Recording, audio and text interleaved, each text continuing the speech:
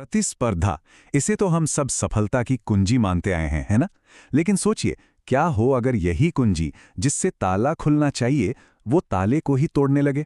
आज हम इसी अजीब से विरोधाभास को समझने वाले हैं कि कैसे एक अच्छी चीज जब हद से ज्यादा हो जाए तो खतरनाक बन सकती है।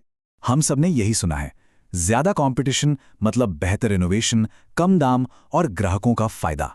पर क्या ये बात हमेशा हर हाल में सच होती है? चलिए इस आम सी लगने वाली धारणा की जरा गहराई में उतरते हैं और देखते हैं सच क्या है। देखिए, हर चीज की एक हद होती है, एक सीमा, और यही बात कंपटीशन पर भी लागू होती है। एक ऐसा पॉइंट आता है, एक ऐसा मोड़, जहां हेल्दी मुकाबला एक दूसरे को खत्म करने की दौड़ में बदल जाता है। आइए जानते हैं कि ये टिपिंग पॉइंट आखिर है क्या। तो इस समस्या का एक नाम है अत्यधिक प्रतिस्पर्धा। ये वो लाइन है जिसे पार करते ही कंपटीशन फायदे से ज्यादा नुकसान पहुंचाने लगता है, और बस यहीं से बर्बादी का खेल शुरू हो जाता है। तो जब दबाव हद से ज्यादा बढ़ जाता है तो सबसे पहली और बड़ी गलती होती है रिसोर्सेज के इस्तेमाल में। हर कोई बस कॉस्ट कटिंग के पीछे भागने लगता है और यहीं से पूरे सिस्टम की नींव में पहली दरार पड़ जाती है। अच्छा, तो ये गिरावट आखिर होती कैसे है? ये बिल्कुल एक डोमिनो इफेक्ट की तरह काम करता है। एक चीज गिरती है और फिर सब एक एक करके गिरने लगते हैं।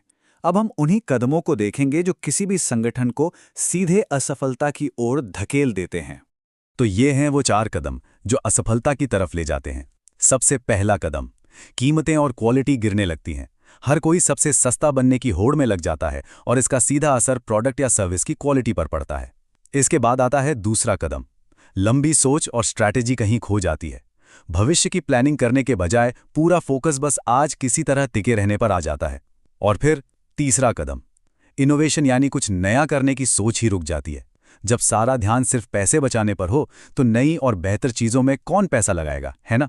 और आखिर में चौथा कदम, जब पहले 3 कदम उठाए जा चुके हों तो टिकाऊ विकास तो बस एक सपना बनकर रह जाता है, ये नामुमकिन हो जाता है। तो इन सब कदमों के बाद ये रास्ता आखिरकार जाता कहाँ है? इसका एक ही लॉजिकल अंत होता है। चलिए देखते हैं कि इस पूरी प्रक्रिया का फाइनल नतीजा क्या निकलता है। नतीजा बिल्कुल सीधा और साफ है, असफलता। जिन लक्ष्यों को लेकर सफर शुरू हुआ था वो कभी पूरे ही नहीं हो पाते और आखिर में सब कुछ बिखर जाता है। ये एक लाइन पूरी कहानी को एकदम सही तरीके से बयां करती है। जैसे ही संतुलन और स्थिरता टूटती है, असफलता खुद ब खुद सामने आ जाती है। यही इस पूरे विरोधाभास का सार है। तो जाते जाते एक सवाल के साथ छोड़ जाते हैं। किसी भी फील्ड में वो कौन सी महीन सी लाइन है, वो कौन सा मोड़ है जहां एक हेल्दी कंपटीशन एक विनाशकारी दौड़ में तब्दील हो जाता है? इस पे जरूर सोचिएगा।